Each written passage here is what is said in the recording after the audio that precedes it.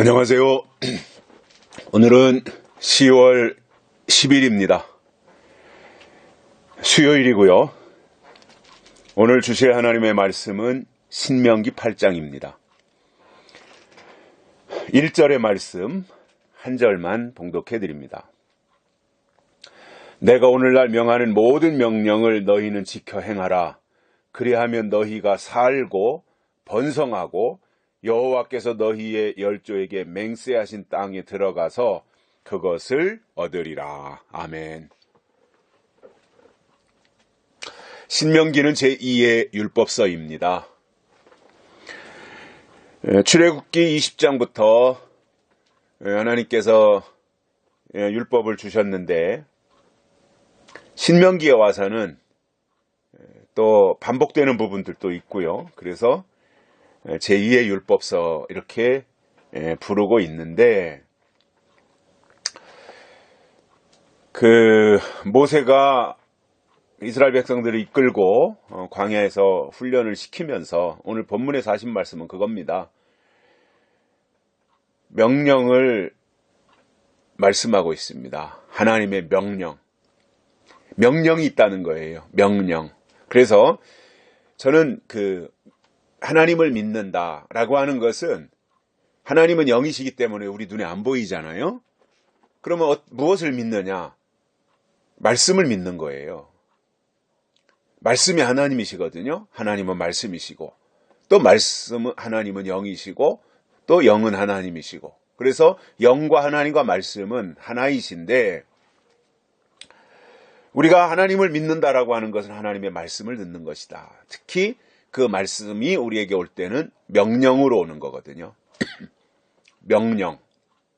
그래서 명령을 아는 것이 중요합니다. 그냥 믿습니다 해서 믿음이 되는 것이 아니고요.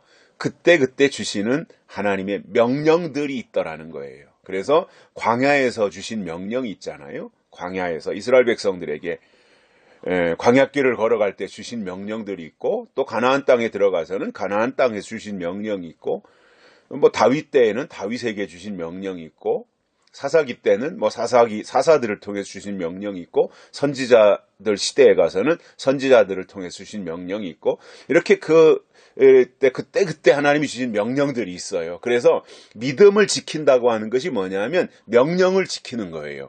근데 명령을 어떻게 지킬 수 있습니까? 명령이 뭔지 알아야 명령을 지키는 거잖아요.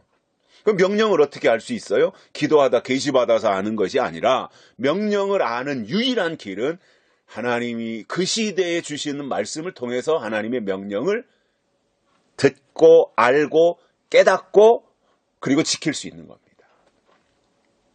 그래서 말씀을 떠나서는 명령을 받을 수 있는 통로가 없어요.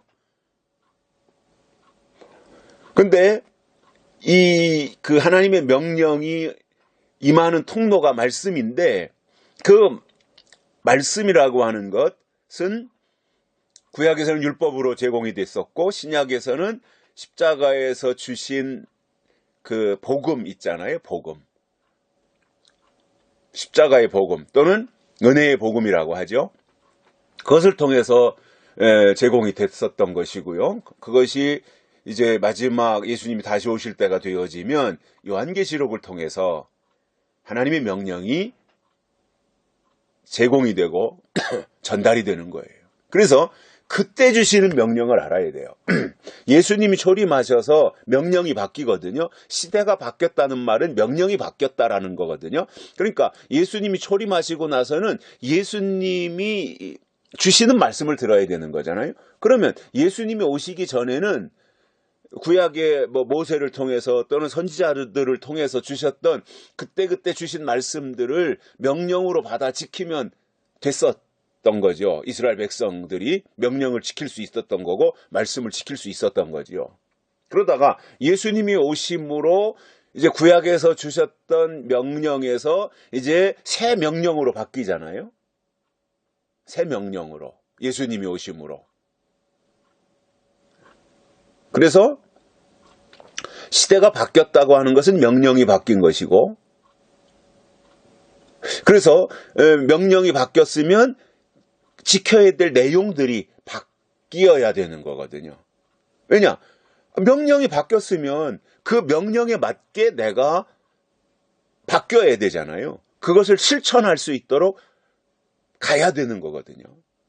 그런데 예수님이 오셔서 이제 구약의 율법을 완성하시고 이제 예수님으로 말미암아 새 계명을 주시고 새 명령을 주셨으면 그 명령을 따라가야 되는데 유대인들이 어떻게 했습니까? 예수님을 부정하잖아요.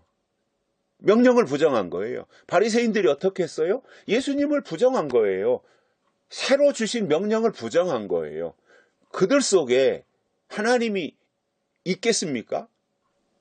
나를 본 자는 아버지를 본 자도 예수님이 오셔서 말씀하시는 거거든요. 오죽 답답했으면 그 말씀을 하셨겠어요. 왜냐? 유대인들은, 바리새인들은, 제사장들은 하나님과 예수님을 분리시켜 놨던 거예요. 그럼 예수님은 어떻게 말씀하시세요? 나와 아버지는 하나이니라 말씀하시거든요. 나를 본 자는 아버지를 본 거다. 내가 지금 하나님이 보내신 자다. 그런데 예수님이 그렇게 이제 나를 통해서 하나님을 만난다. 나를 통해서 하나님께로 간다. 내가 길이다, 진리다, 생명이다. 이렇게 말씀하시는데 여전히 유대인들, 바리새인들은 구약의 명령, 구약 시대에 주신 지켜야 될 명령이 무엇인지는 알았는데 이제 예수님이 오심으로 구약의 명령은 다 끝났고 완성이 되었고 예수님으로부터 시작되어지는 새로운 명령, 새로운 계명을 들어야 되고 그 새로운 명령을 지켜야 되는 것에 대해서는 전혀 알지 못했던 거예요. 이게 바리새인들이에요. 그러다 보니 하나님이 예비하신 구원에서 배제되었고 탈락한 사람들이 된 거죠. 그리고 그때 이제 예수님이 주시는 명령들을 새로 받아들이기 시작한 것이 베드로이고 안드레이고 야고보이고 이런 사람들이 이제 예수님으로 말미암아 주시는 새로운 명령을 받았던 거예요. 그런데 여기서 재밌는 사실은 예수님이 오시기 전에 세례 요한이 먼저 오잖아요. 그래서 예수님이 세례 요한이 먼저 와서 내 뒤에 오시는 분이 이런 분이다. 나는 그분의 신발끈 풀기도 감당할 수 없는 사람이다. 그분은 메시아시다. 그분은 그리스도시다. 이렇게 세례 요한이 미리 이제 그 설교하고 다닐 때 그것을 미리 들었던 사람들이 베드로이고 안드레이고 야고보이고 이런 사람들이 세례 요한을 통해서 먼저 그 말씀을 들었던 것이고 때가 되어서 가만히 보니까 세례 요한이 말했던 그러한 분이 실제로 나타나서 움직이고 말씀을 하시더란 말이에요. 그러니까 세례 요한이 말씀한 분이 이분이구나. 그리고 그 예수를 가장 먼저 따랐던 것이 이제 그들이었던 거예요. 그래서 그 당시에 얼마나 잘난 척하고 얼마나 그 우월감에 빠졌고 얼마나 기득권을 내세웠던 바리새인들을 얼마나 교만했었습니까? 그런데 그렇게 자기네들이 진짜 아브라함의 자손이고 하나님의 자손이고 이렇게 우월감을 가지고 그것을 내세우고 선민의식 속에 빠져 있었던 그들이 예수님 오신 이후에 예수님이 주시는 새로운 명령을 받아들이지 못함으로 그들은 다 이제 하나님의 구원에서 배제되어지고 예수님이 주시는 새로운 명령을 받아들이는 사람들을 시발점으로 해서 거기서부터 새롭게 새로운 시대가 열렸던 거죠. 이것이 신약이고 은혜 시대이고 교회 시대였던 것이고 그들에게 세례 요한을 통해서 말씀을 내 뒤에 오실 분 이런 분이다. 세례 요한을 통해서 먼저 말씀을 들었던 그들이 예수님이 실제로 오셔서 공생애를 시작하실 때 그 예수님을 먼저 만날 수 있었던 것이고 그리고 예수님이 승천하신 이후에 마가다락방에서 성령을 보내실 때 그들이 먼저 성령을 받을 수 있었던 겁니다. 이렇게 다 연결이 되어 있다라는 거예요. 그래서 중요한 것이 뭐라는 거예요? 명령이에요. 그 시대에 주신 하나님의 명령을 받는 거예요. 그래서 저는 예수님이 다시 오실 때도 새로운 명령을 주신다고 저는 분명히 확신합니다. 왜냐? 시작과 끝은 같다 그랬거든요. 그러면 예수님이 이 땅에 오셔서 새로운 시대를 시작하실 때에도 말씀을 먼저 주셨고 명령을 먼저 주셨고 그리고 실제로 예수님이 나타나셨고 그 시대를 이루셨다면 이제 이 시대를 끝내고 새로운 시대를 여실 때에도 똑같이 새로운 명령을 보내주시고 그리고 그 명령을 듣는 사람들을 통해서 예수님의 오심을 증거케 하시고 그리고 때가 되면 증거된 그 말씀 그대로 예수님이 이 땅에 재림하신다라고 하는 것이 제 입장이고 또 제가 깨달은 성경의 가르침이고 그대로 또 이루어지리라고 저는 확신하고 믿고 기다리고 있는 겁니다. 그래서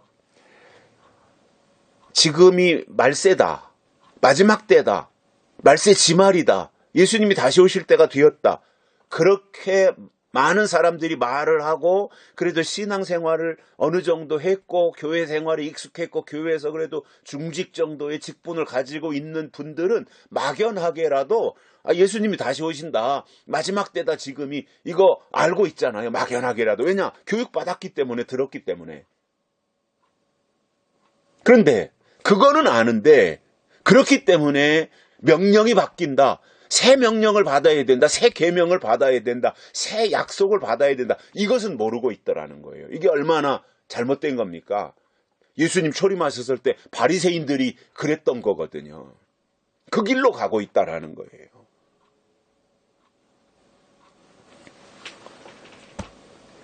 그래서 오늘 그 신명기 8장 1절에서 그렇게 말씀하는 거예요.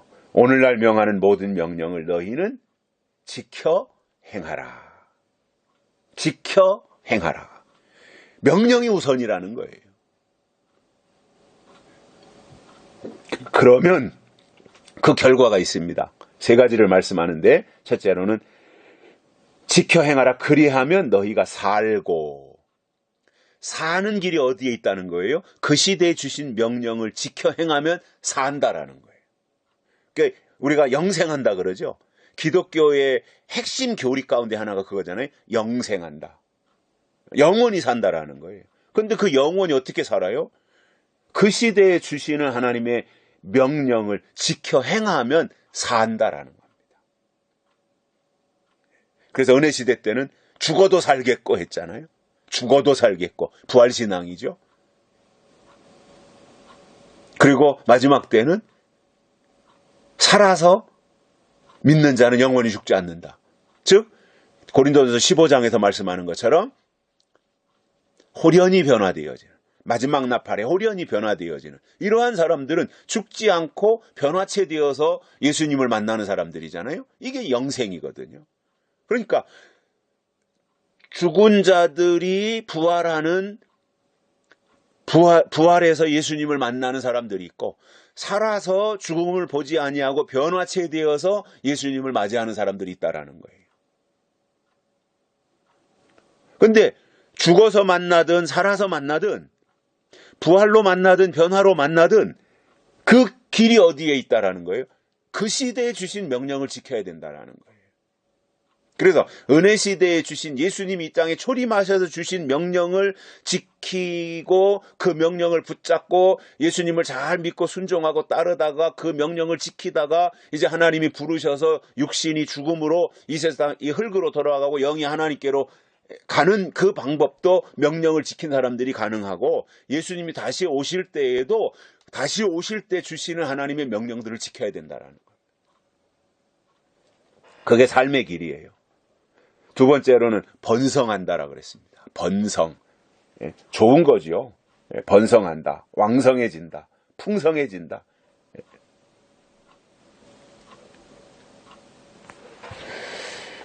그래서 우리가 땅에서도 복받기를 원하고, 모든 삶이 윤택해지고 풍성해지기를 원하고, 어떻게 보면 이 세대, 지금 이 시대의 끝자락을 살고 있는 우리들이 굉장히 어떤 구약적인 복의 개념을 가지고 살고 있어요. 이것도 좀 모순되다고 봐요.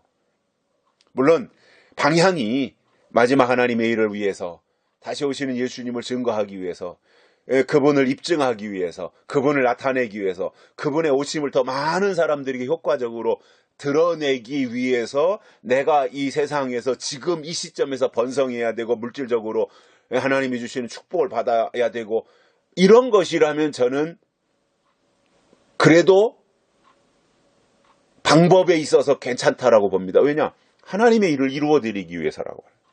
다시 오시는 예수님을 더 많은 사람들이 효과적으로 증거하기 위해서 그것으로 지금 이 시대가 물질 시대이다 보니까 돈이 있어야 책도 만들고 돈이 있어야 무슨 뭐 인터넷으로 뭔가를 하고 유튜브를 한다든가 이 모든 것이 다 경제, 돈과 관련이 있는 거거든요. 내가 뭐 부자 되어서 배불리 잘 살고 뭔가 우쭐대고 이러려는 것이 아니라 내게 주신 물질을 가지고 하나님의 일에 사용하겠다. 영혼 살리고 죽어가는 영혼을 구원하는데 어떤 모습으로든지 도구로 하나님이 내게 주신 물질을 쓰겠다라고 하는 그 목적이라면 그것은 굉장히 선한 거지요. 저는 그런 마음을 가진 분들에게 100% 하나님이 마지막 때 물질을 주신다고 확신해요. 성경에 그렇게 약속이 돼 있어요. 이사야서에도. 번성하는 거거든요. 그래서 저는 정말 성경적 재림신앙을 가진 사람들, 다시 오시는 예수님을 끝까지 따르고 그 명령을 지키고 다시 오시는 예수님을 어떻게 하든지 이 시대 앞에 드러내려고 하는 사람들에게는 반드시 하나님이 물질의 복을 주신다고 저는 믿습니다. 확신합니다. 저는 그렇게. 이게 성경의 원리예요. 내가 떵떵거리고 잘 살고 내가 뭐 의시되고 뻐기고 사람들에게 과시하고 이런 게 아니라 정말 다시 오시는 예수님의 길을 평탄케 하고 다시 오시는 예수님의 길을 이렇게 더 확장시키고 더 많은 사람들에게 다시 오시는 예수님을 나타내고 증거하고 증명하기 위해서 필요한 것이 필요하기 때문에 하나님께 구한다면 하나님은 반드시 어떤 통로를 통해서라도 그에게 채워주신다고 저는 믿어요.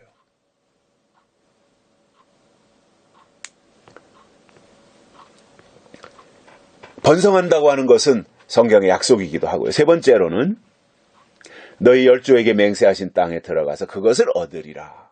약속한 땅을 얻게 된다는 거예요. 이게 결론이거든요. 근데 사는 것과 번성하는 것과 그 땅에 들어가서 그것을 얻는 것과 이것이 무엇으로 가능하냐? 명령을 지켜 행하는 자들에게 결과적으로 따라오는 것이다. 그겁니다.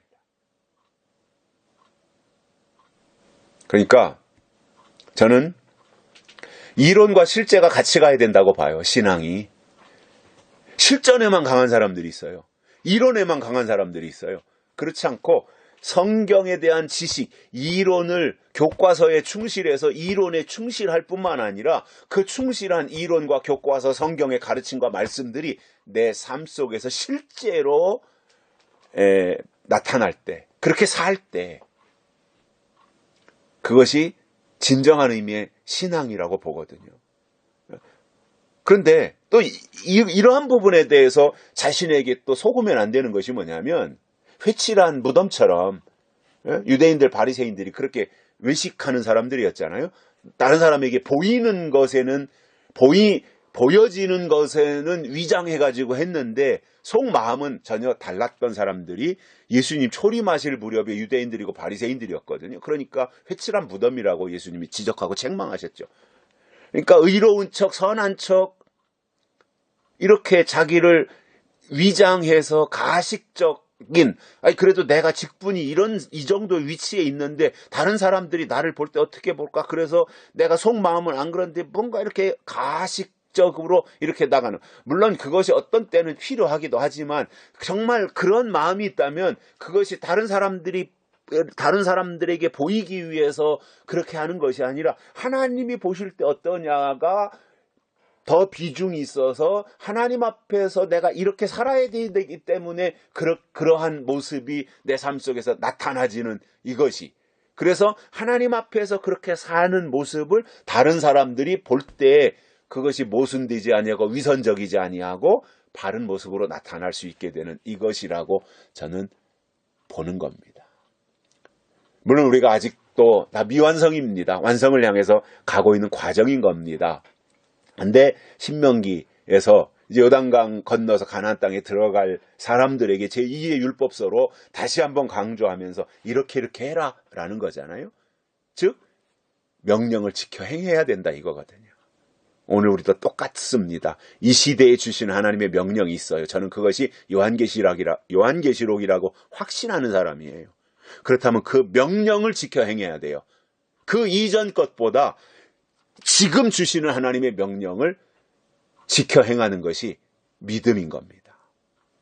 오늘 또 이러한 말씀을 간직하고 깨달으면서 오늘 나에게 주신 명령이 무엇인가? 오늘 우리에게, 오늘 이 시대에 하나님이 주시는 명령이 무엇이고 우리에게 요구하는 것이 무엇인가를 알고 하나님의 뜻대로 명령대로 사는 복된 하루가 될 수 있기를 주의 이름으로 축복합니다.